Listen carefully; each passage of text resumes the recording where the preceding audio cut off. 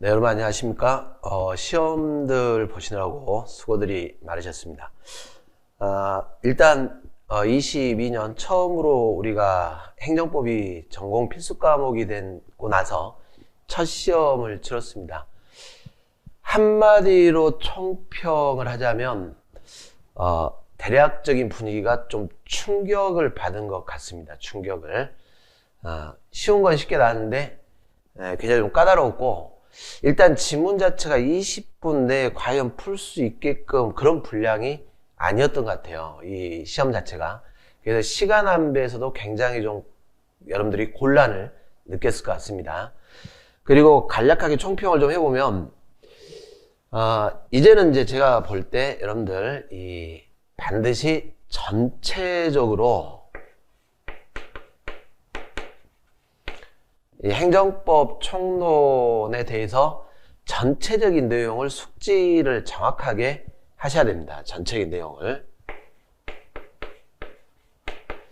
과거에 우리가 이제 이런 식의 공부를 많이 했었죠. 기출문제 중심으로 해가지고, 이제 당연히 뭐 기출문제는 아직도 중심이 될 거예요.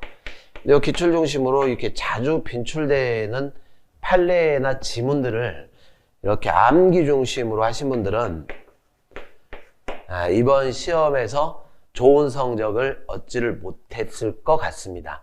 그리고 주변에서 봐도 그렇게 결과가 나왔습니다. 자, 이제 조금 여러분들이 공부 방법을 바꿔야 될 거예요. 그리고 지금 첫 시험인데 이렇게 출제를 했단 말은 이제 출제자분들이 방향을 제시를 한 거죠. 이제부터는 단순 암기 하지 말고 정확하게 이해를 해서 자기 걸로 만든 다음에 이 판례가 어떤 취지인지, 그 다음에 이게 어떤 행정법에서 위치이고 이게 어떤 식으로 풀리는지, 이걸 이제 해결을 하라라는 일종의 암기 중심에서 지금 트렌드가 옮겨가는 거죠. 해결 능력을 좀 물어보겠다. 이런 문제들이 굉장히 많이 출제했습니다. 그래서 이제 가형 가지고 보시면은 무려 이렇게 사례 문제들이 벌써 뭐 5문제 가까이 출제가 된 거 아닙니까? 이 정도가 출제가 돼버리면 이 해결 능력 자체, 이거 물론 기본이 돼 있어야죠. 이걸 적용을 해가지고 이걸 해결할 능력이 없어버리면 그러면 거의 문제를 풀 수가 없어요. 이걸 주의를 해줘야 됩니다. 이런 형태 출제는 앞으로도 계속 출제될 가능성이 높습니다. 그리고 거의 다 이제 판례 문제였죠. 판례.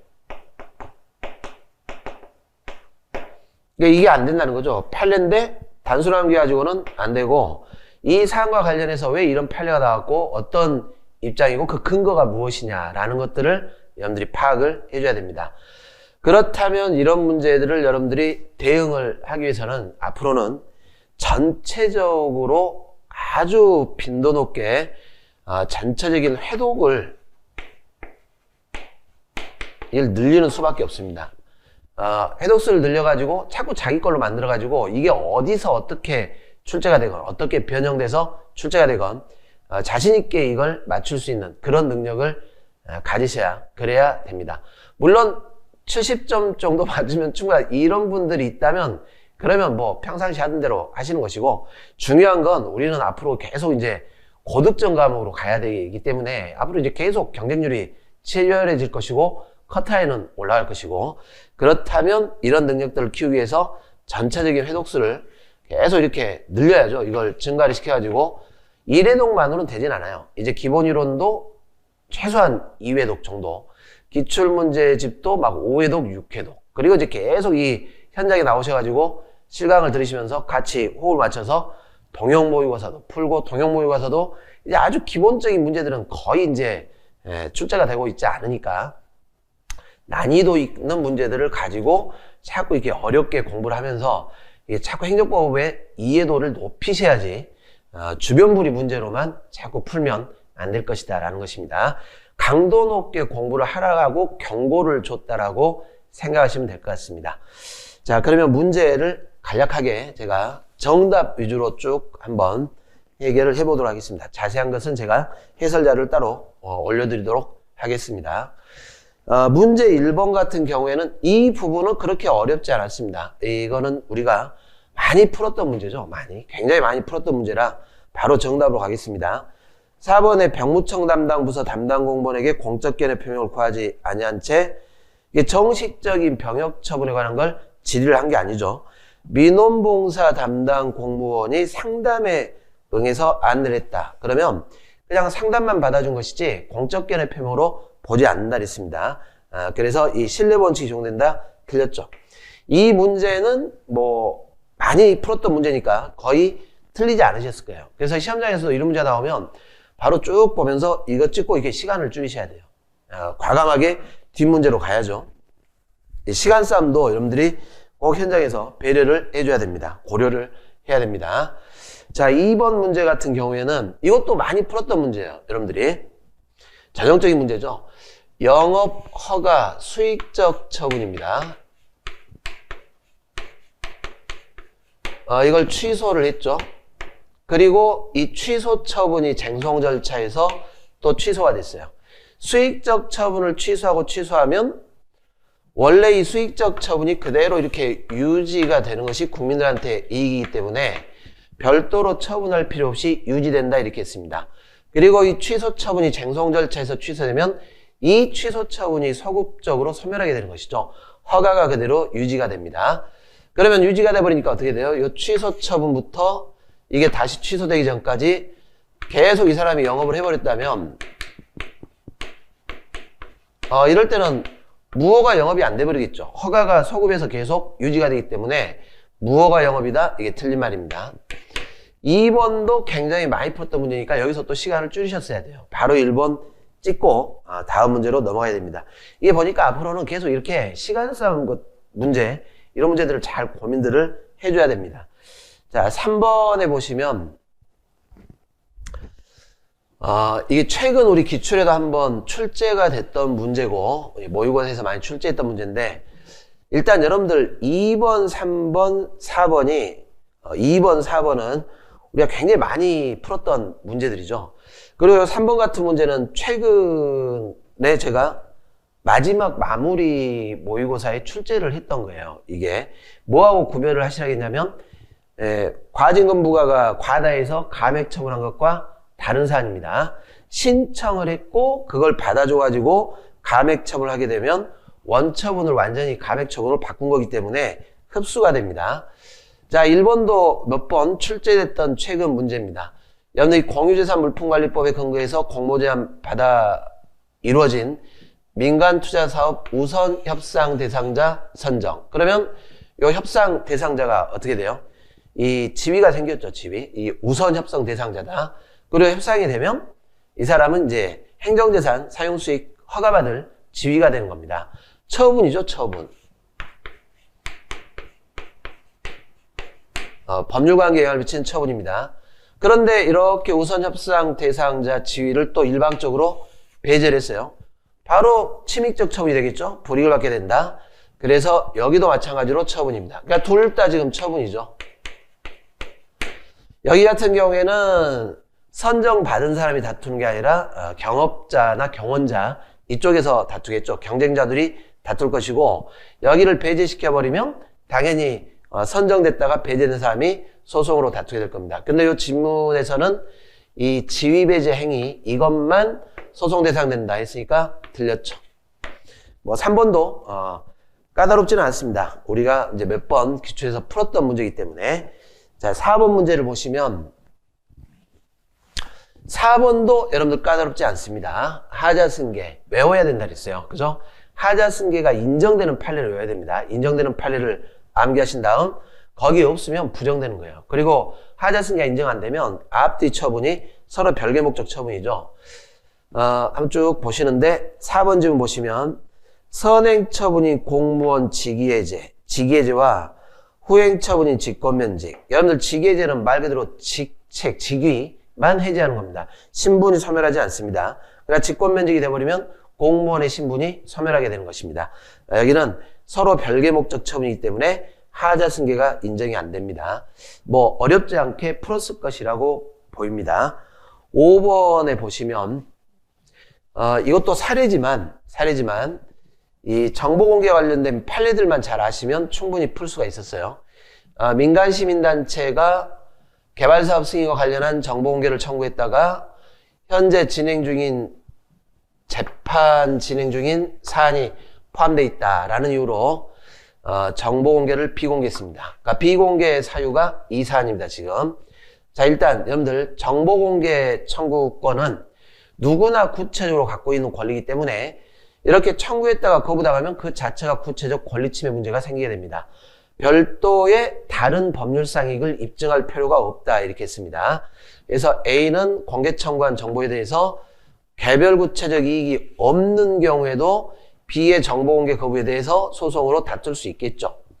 신청권은 모든 국민이 구체적으로 갖고 있습니다. A가 공개 청구한 정보에 대해 직접적 이해관계가 있는 경우에는 B의 정보 공개 거부에 대해서 정보 공개 이행을 구하는 당사자 소송을 제기해서 다툴 수 있다. 여러분들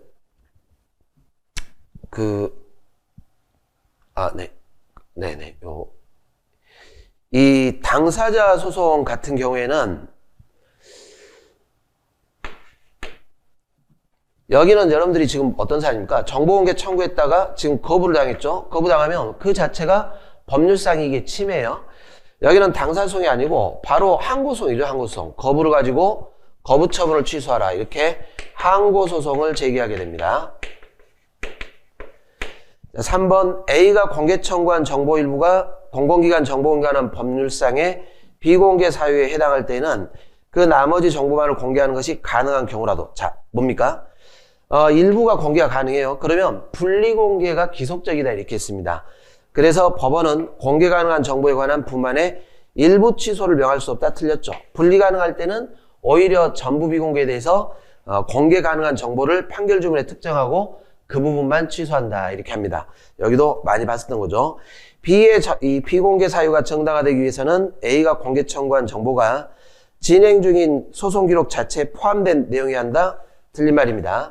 우리가 이 진행 중인 재판과 관련된 사안 이럴 때는 이 구체적으로 이 정보가 재판에 영향을 미칠 정보가 돼야 돼요. 그럴 때 비공개. 그렇다면 꼭 소송 기록이 아니라 하더라도 재판에 영향을 미칠 때는 비공개됩니다. 소송 기록에 국한될 필요가 없다 이렇게 했습니다. 그래서 틀린 말이죠. 자, 보시고 자 6번으로 가보도록 하겠습니다. 자 여기도 보시면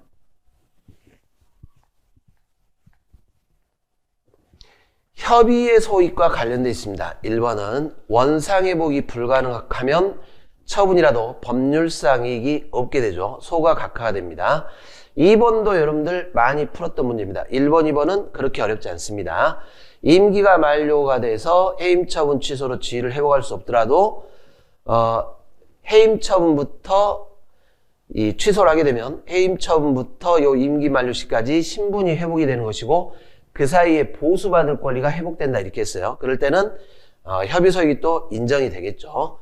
자 그리고 이 4번 행정소송법 19조에서 말하는 재결자체 고유화 위법 이건 많이 봤죠 여러분들이. 어떤 경우입니까? 원처분에 없는 재결에만 있는 위법이에요.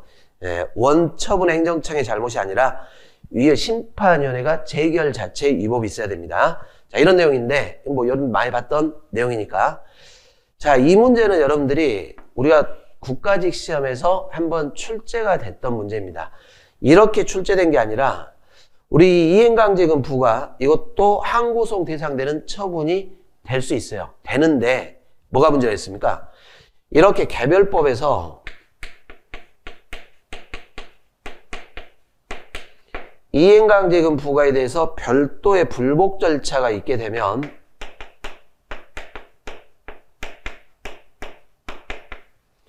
이 불복 절차를 따라가야 되는 것이고 이렇게 돼버리면 행정소송법이 적용이 안 되는 겁니다. 그래서 행정소송법이 적용이 안 되면 항고소송에 대상되는 처분이 되지가 않아요. 그 대표적인 케이스가 농지법이었습니다. 그래서 이 농지법상에 우리가 이제 기초에서 한 줄로 나왔었죠. 한 줄로. 농지법상 이행강제금 부과에 대해서는 비송사건 절차법에 준하기 때문에 항고소송 대상되는 처분이 안 되는 겁니다. 항고소송 대상되는 처분. 그러면 이제 보세요. 처분이 안 되는데 행정심판을 청구하거나 관할 행정법원에 행정소송을 제기할 수 있다고 잘못 안내해가지고 그러면 처분이 안 되는데 잘못 안내했다 하더라도 이게 소송요건이에요. 소송요건. 법원은 이 항고소송을 담당하는 행정법원은 관할권이 없습니다. 관할권. 이 자체에 대해서. 그래서 설령 잘못 알렸다 하더라도 관할권이 생기지가 않습니다. 항고소송의 대상 자체가 되지가 않습니다. 자, 이 판례를 자세히 모르시더라도 이걸로 풀 수도 있고 이걸 응용을 했어야죠. 여러분들이 농지법 외워야 된다 그랬습니다. 농지법은 별도의 불복 절차가 따로 있다. 이런 구조들. 자, 7번으로 가보겠습니다.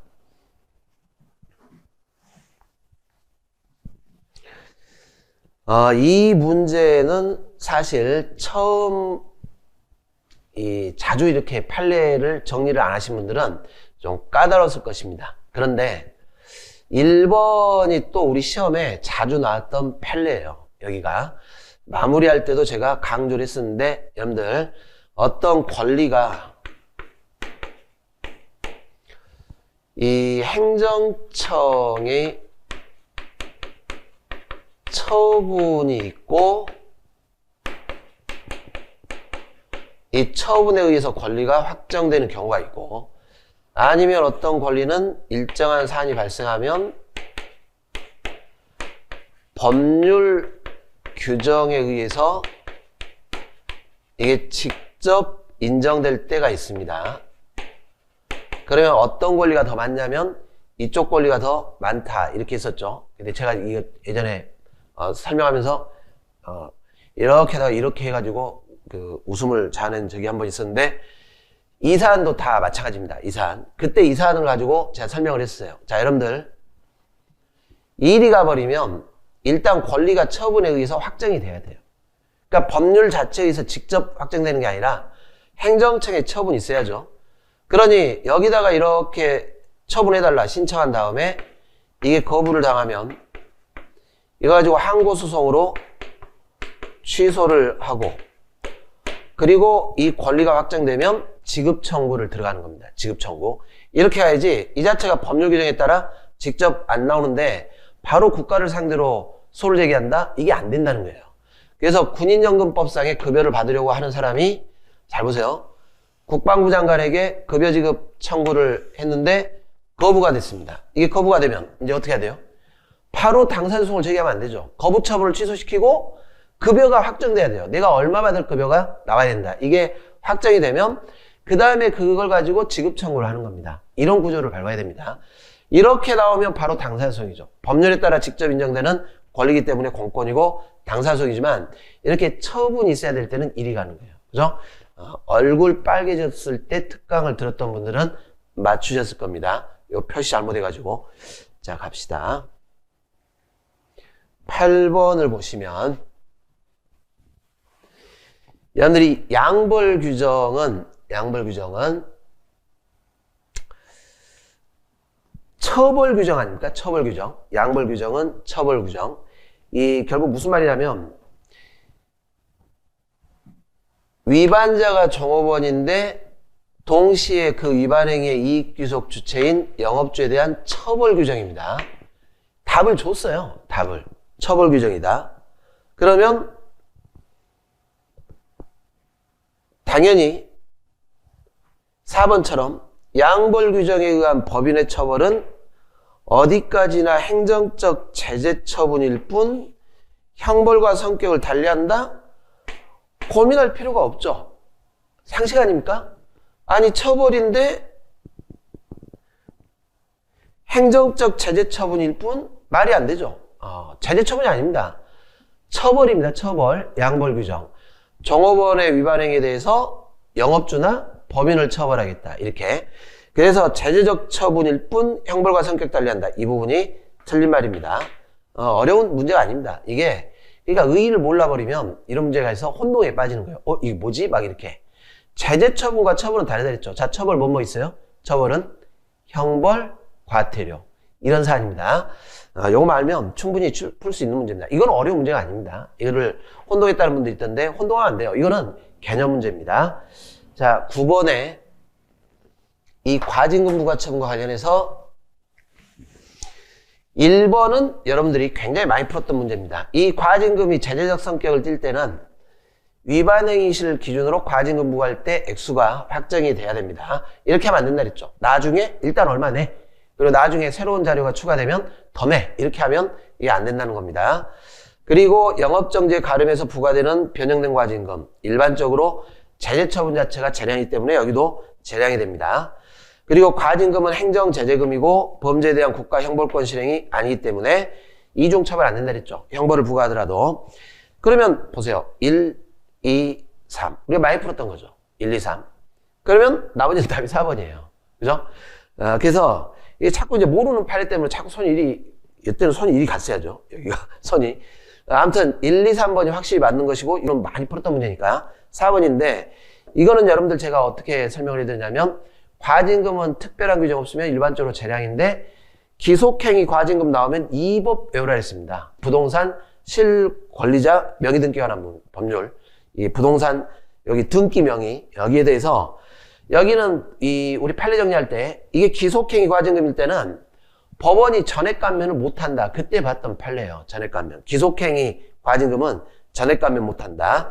그래서 재량이다. 이게 틀린 말입니다. 자, 이렇게 푸시면 됩니다.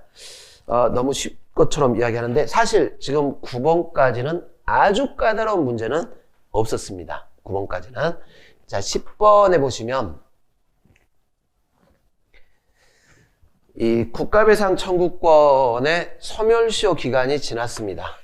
그러면 피해자가 권리행사 기간이 지났다는 거죠. 그러면 원래는 어떻게 돼요? 원래는 배상 청구권 행사에도 이걸 부정할 수도 있죠. 국가 쪽에서. 근데 문제는 국가가 이렇게 소멸시효 완성을 주장을 하는 것이 신의성실 원칙에 반하는 권리남용이에요. 그래서 허용이 안 돼요. 소멸시효 완성을 주장하는 게 권리남용. 그러면 이게 권리남용이 돼버리면 나중에 배상을 해줬겠죠?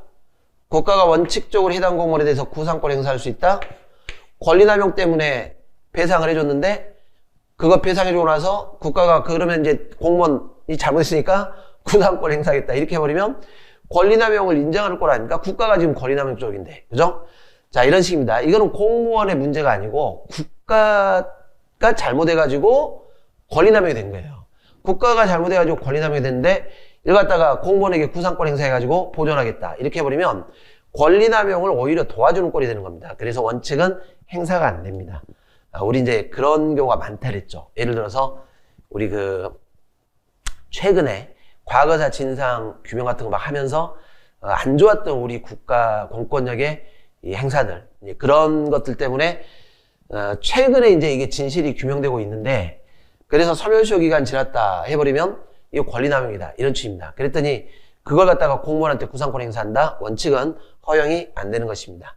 이 문제였습니다. 이 문제였는데 사실 여기도 나머지 지문들 보시면 많이 풀었던 문제입니다. 2, 3, 4가 전형적인 국가배상에서 자주 빈출됐던 문제입니다. 자, 11번. 여기를 이제 보도록 하겠습니다. 자, 이렇게 출제가 지금 되고 있습니다. 이 11번, 12번 문제처럼 사례 2개를 묶어가지고 다음 사례에 대해서 맞추시오. 이런 식으로 출제가 지금 이런 문제가 2번이 출제됐어요. 지금 11, 12번, 19, 20번. 그래서 이런 문제들은 여러분들 이제 지문도 이제 보시겠지만 사례를 보면서 쟁점을 뽑아내셔야 돼요. 여러분들이 그런 이제 안목들이 좀 길러져야죠. 그런데 이제 과연 이런 문제를 위해서 앞으로 이제 계속 또 그런 막 사례 문제들을 계속 개발해가지고 이걸 해야 되냐? 그게 아니라는 거예요. 어떻게 했어요? 제가 총평할 때 이런 종합적인 문제를 풀려면 반복적으로 계속 해독수를 늘려가지고 거기에 관한 쟁점들을 완전히 자기 것을 만들어줘야 돼요. 어떤 사례가 어떻게 출제될지는 모르는 겁니다. 정확히 인지를 하게 되면 맞출 수 있겠죠. 건축주 갑이 토지 소유자들과 매매계약 체결했고 을로부터 토지 사용 승낙서를 받아서 이 토지 위에 건축물을 건축하는 건축 허가를 관할행정청 시장으로부터 받았습니다.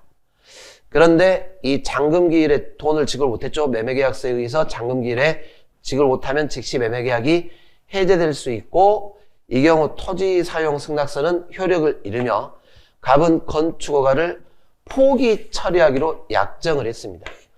그러니까 이 뭐예요? 토지 사용 승낙서를 받았는데 계약이 해제돼 버리면 토지 사용 승낙서는 효력이 잃고 갑은 건축허가 포기한다. 이렇게 약정을 했다는 겁니다.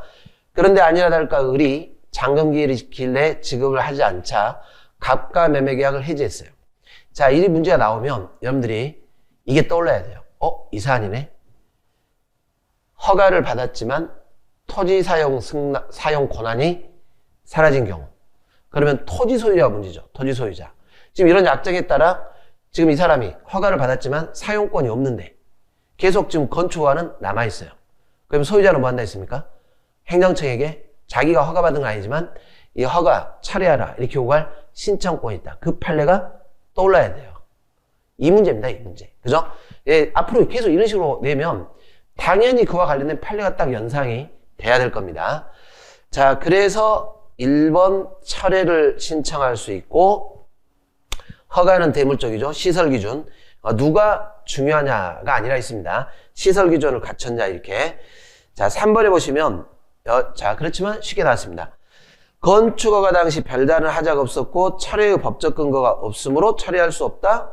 여러분들 원래 철회는 사정 변경을 이유로 철회가 되는 것이고 이런 경우는 사용권이 지금 없어졌기 때문에 철회가 돼야죠. 신청권도 있다 있고 그리고 철회할 때는 어떻게 했어요? 철회할 때는 법적 근거를 요하지 않는다 이렇게 했던 겁니다. 그래서 틀렸죠. 네, 의외로 허무하게 됐습니다. 자, 그리고 12번에 A시의 시장은 학교용지 확보에 관한 특례법 조항에 따라 공동주택을 분양받은 갑을병청 등에게 각각 다른 시기에 학교용지 부담금을 부과를 했습니다. 이후 해당 조항에 대해서 법원에 위헌법률 심판 제청에 따라 위헌 결정이 나왔습니다. 근거가 되는 이 법률에 대해서. 자, 그러면 이제 어떻게 돼요? 이 부담금 부과 처분은 처분 후에 위헌 결정 났으니까 이 처분은 취소 사유. 그리고 이 위헌 결정의 효력은 위헌 제청한 해당 사건뿐만 아니라 위헌 제청 안 했지만 이거 가지고 소송 중인 병행 사건 뿐만 아니라 그 뒤에 소과되게 되는 일반 사건에도 위헌 결정 효력이 미친다. 이렇게 했죠. 일반 사건에 대해서도. 다만 우리 대법원에 가면 이 불가쟁력이 발생한 처분에 대해서는 소급표가 인정 안 된다. 이렇게. 1번 지문처럼 이런 겁니다.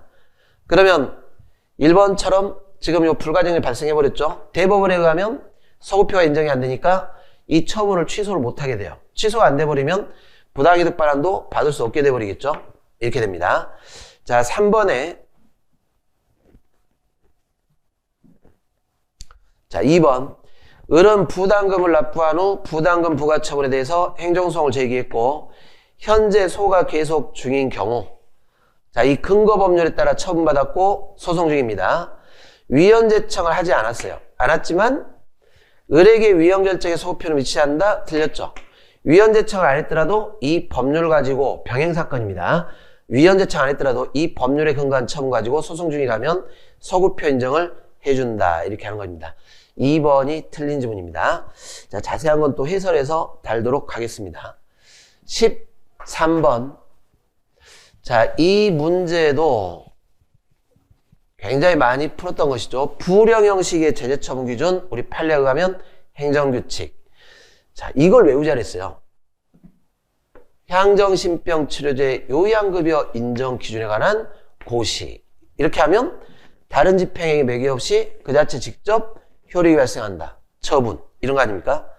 자, 그리고 이 법률 위임에 의해서 효력하는 법규명령인데 법규정으로 위임의 근거가 없어졌어요. 당연히 상위법의 근거가 없어지면 하위법도 효력을 상실하게 됩니다. 어렵지 않죠? 이 문제는 어려운 문제가 아니었습니다. 자, 넘어가겠습니다. 14번. 여기도 마찬가지입니다. 이 행정작용과 관련해서 1번처럼 보이시죠? 이거 많이 봤죠? 기본 방향을 제시하는 행정계획, 각종 기본계획 이렇게 해버리면 직접적 구속력, 처분 인정 안 된다 이렇게 했습니다. 2번 공법상 계약이 법령 위반 등의 내용상 하자가 있는 경우에도 하자가 명백한 것이 아니면 취소할 수 있는 하자에 불구하고 이에 대한 다툼은 당사소송이다. 자, 여러분들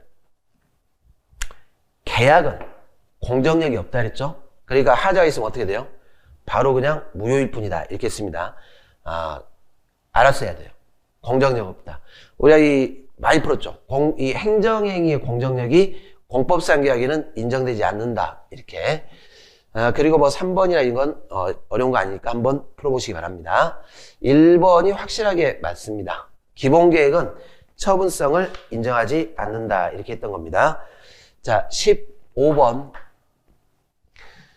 자, 이 문제가 이 판례를 풀어보지 않은 분들은 어려웠을 겁니다. 자, 이게 제가 마무리 모의고사와 마무리 특강 판례에 집어넣었던 판례입니다. 여러분들, 우리 직권 면직, 직위해제, 직권 면직 어떻게 돼요? 이 공무원 인사관계 법령에 따른 처분들은 행정절차법 적용이 배제돼요. 그런데 모든 게 적용이 배제되는 게 아니라 가로 두 개에 들어간다 그랬죠. 성질상 곤란하거나 미리 행정절차에 준한 절차를 거쳤다. 이럴 때. 근데 이런 별정직 공무원들은 공무원법상의 징계 절차를 적용을 안 받아요. 징계 절차. 즉, 뭐가 없다는 겁니까? 행정절차에 준하는 절차를 거치지 않는다라는 겁니다. 그래서 이게 거치지 않게 돼버리면 그러면 행정절차법을 적용을 해줘야 됩니다. 이걸 거쳤다면 적용이 안 되겠죠. 그러나 이걸 거치지 않았다면 이 적법절차 원칙에 따라서 직권면직도 불이익처분이니까 이때는 거쳐라 이런 판례입니다. 그래서 직권면직에 관한 모든 처분이 행정절차법 적용 배제가 아니다라고 할 때 나왔던 판례였습니다. 출제가 돼버렸네요. 여기서. 자, 보시고 16번으로 가겠습니다. 2번에 보시면 자, 이때 봤던 겁니다. 소방청장은 행정청이지만 때로는 어떻게 됩니까? 국가기관인 국민권익위원회가 이러한 처분을 하게 되면 그 처분의 상대방으로서 원고적격이 인정될 수 있습니다. 그래서 인정되지 않는다, 틀렸다 이렇게 하는 거죠. 뭐 이거는 여러분들도 꽤 많이 풀었던 겁니다. 원고적격과 관련해서. 자, 그리고 17번 즉시강제 권력적 사실행위로서 처분입니다. 항고송의 대상이 됩니다. 물론 이제 상황이 단계 종료가 돼버리면 소유이익이 인정이 안 되겠죠. 그런데 여러분들 즉시강제는 제재가 아니죠. 제재와 차이점이 뭐였어요? 제재는 과거 의무 위반에 대한 제재가 되는 것이고 즉시강제는 현재 위험 상태 이런 것들을 장래양에 제거시키는 겁니다. 이 부분이 틀린 말입니다. 목전에 급박한 장애를 예방하기 위한 경우에는 법률의 근거가 없이도 발동될 수 있다는 게 일반적 견해다 틀린 말입니다. 즉시강제는 상대방 입장에서는 예측 가능성이 부정되기 때문에 법률의 근거가 있어야 됩니다. 이런 경우는 즉시강제 되겠죠. 강제건강진단, 예방접종, 대인적 강제수단입니다. 위법한 즉시강제 작용으로 손해입은 자 당연히 손해배상을 청구할 수 있습니다. 보시고 자 18번을 보겠습니다. 공공기관 정보교환한 법률상 정보공개와 관련해서 공공기관에 자 28번이 이게 어려웠어요. 제가 볼 때. 이거는 난이도 최상입니다. 일단 이 기억번은 여러분들이 봤던 거예요. 정보 비공개 결정에 대해서 우리가 불복방법 세 가지가 있다 그랬죠. 이의신청, 행정심판, 행정소송. 그러면 이렇게 이의신청, 행정심판이 있단 말은 이의신청이 행정심판이 아니다. 그 말하고 똑같습니다. 그래서 이 이의신청에 대해서 물어보는 게 행정심판을 제기할 수 없는 경우인데 여기는 행정심판을 거칠 수 있습니다.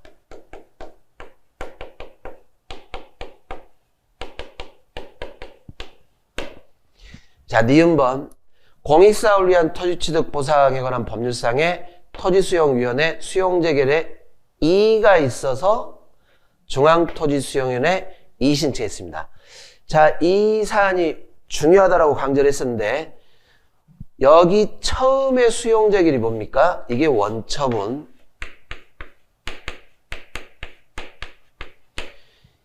이의신청에 대한 재결은 행정심판이다 이렇게 했습니다.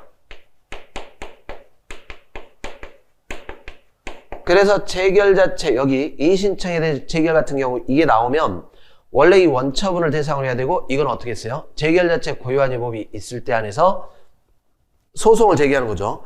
그렇다면 이게 행정심판 재결이라면 재결은 다시는 심판 청구가 안 된다 이렇게 했죠.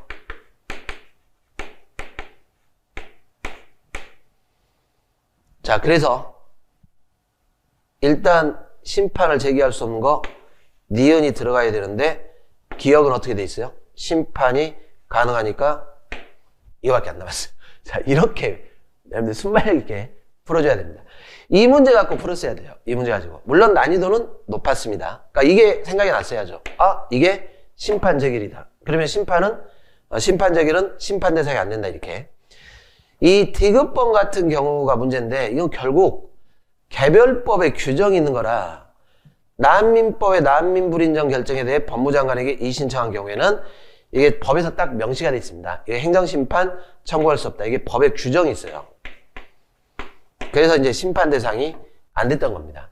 그런데 여기서 키포인트가 뭐예요? 기억하고 니은 가지고 풀었어야 돼요. 여러분들이. 그렇죠? 이건 알 수 있으니까. 이런 식으로 됩니다. 이런 식으로. 출제자가 전혀 예상치 못한 이런 문제를 낼 때는 답을 찾을 수 있게 되죠. 답을 찾을 수 있게.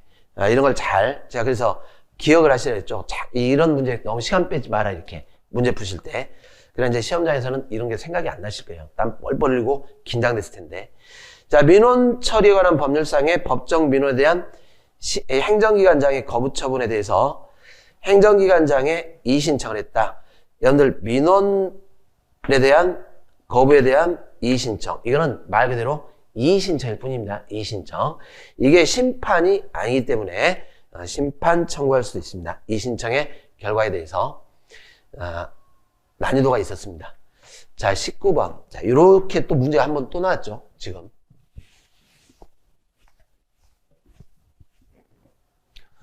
건설회사 A는 택지개발 사업을 위해서 관련 법에 따른 절차를 거쳐 토지를 취득하고자 협의를 했는데 협의가 성립 안 됐습니다.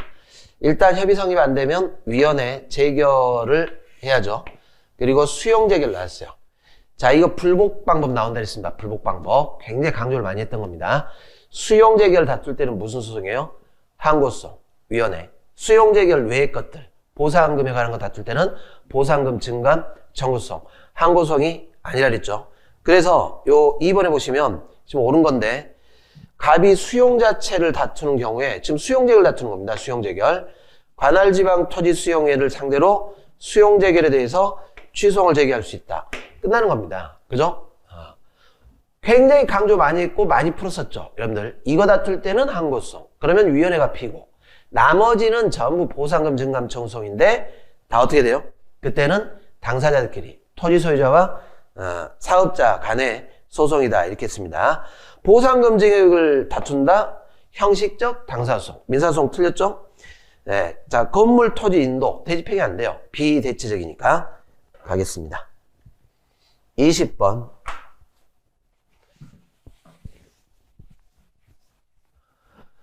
자, 이 A씨 시장이 식품 적개업주 갑에게 청소년 고용금지업소에 청소년을 고용했다. 라는 사유로 식품위생법에 근거해서, 자, 보입니까? 영업정지 2개월 처분에 가름하는 과징금 부과 처분을 했습니다. 그럼 이 과징금 부과는 제재적 성격을 띠게 있겠죠? 갑은 부과된 과징금 납부했고, 갑은 이후에 납부를 했습니다. 그리고 과징금 부과 처분에 대해 하자가 있음을 알게 됐습니다. 자, 갑은 납부한 과징금을 돌려받기 위해서 관할행정법원에 과징금 반환을 구하는 당사소송을 제기할 수 있다. 자, 여러분들 처분을 원인으로 하는 부당이득 반환 청구소송은 민사소송, 사건. 무효인 과세처분에 의한 부당이득 반환 청구소송. 개발부담금 부과처분 취소를 하고 반환 청구, 민사소송. 똑같죠. 과징금 돌려받으려면 과징금 부과처분 취소하고 민사소송. 이렇게 해야죠. 바로 당사소송을 가지는 않습니다. 이런 경우는 법률상 직접 인정되는 반환 청구. 이럴 때 당사소송. 그래서 틀린 말입니다. 자, 2번. A시장이 과징금부가 처분함에 있어 과징금부가 통지서 일부 기재가 누락됐습니다. 하자가 있습니다. 이를 이유로 갑이 관할행정법원에 과징금부가 처분에 취소를 구하는 소를 제기를 했어요. 일단 소제기 되면 어떻게 돼요? 하자 치유 안 된다 이렇게 했죠. 소제기 전까지 하자 치유.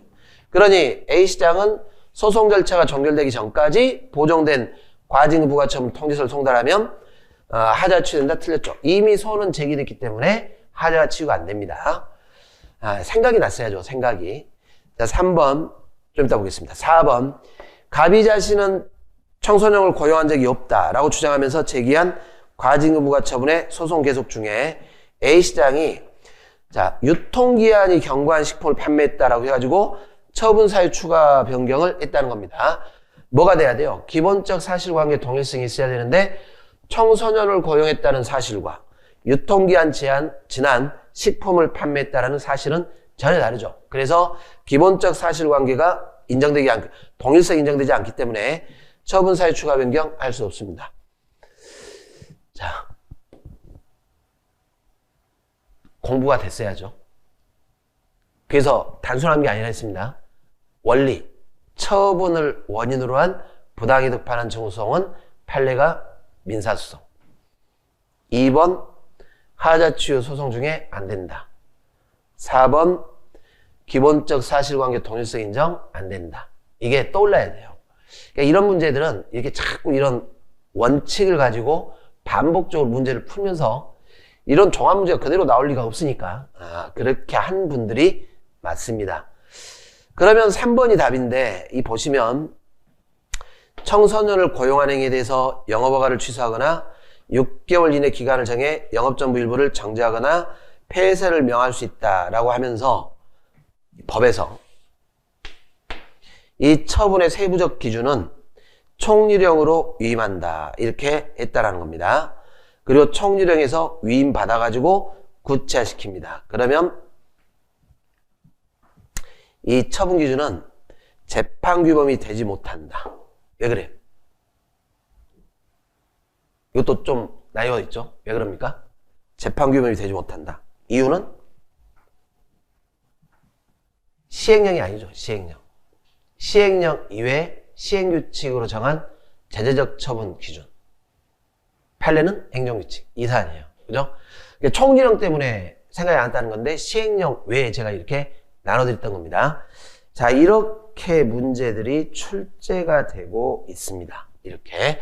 그래서 올해 시험은 다시 한번 강조드리지만 단순하게 지문 위주로 공부하신 분들은 점수들이 안 나왔을 것이고 전체적으로 계속 반복하면서 전체적인 내용과 판례의 취지를 알고 있는 분들은 풀면서 그렇게 아주 그렇다 지금 가만히 보니까 풀만한데 이렇게 되는 문제들입니다. 자, 일단 시험은 끝났고 출제 경향을 밝히셨으니까 이에 맞춰서 여러분들도 공부를 하시는데 반드시 여러분들 스스로 공부하는 방법이 맞게 되고 있냐 아닌가를 꼭 구별하셔서 과감하게 지금부터는 행정법에 투자를 좀 하셔야 될 것 같습니다. 여기까지 해설 강좌를 마치도록 하겠습니다. 감사합니다.